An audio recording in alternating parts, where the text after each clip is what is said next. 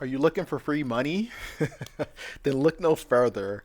Today I'm going to talk about First Citizens Bank. So if we take a look at the offer, it's very, very straightforward.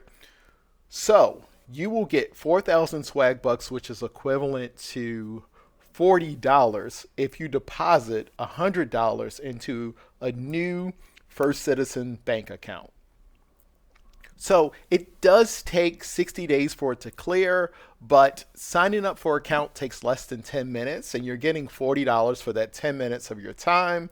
I'll let you do the math to figure out what the hourly rate is, but this is a bank, it's FDIC insured, your funds are protected, and it's pretty straightforward. I would say that the reason why these companies are doing this is because they really need more deposits right now. And there are rules, because of how you need to have how much funds before you can do loans and operate as a bank, blah, blah, blah, blah, blah.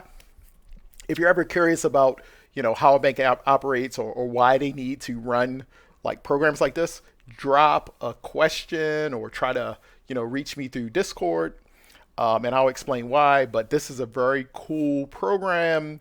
You basically are getting a 40% APR because you're making a $100 deposit and you would get $40 back.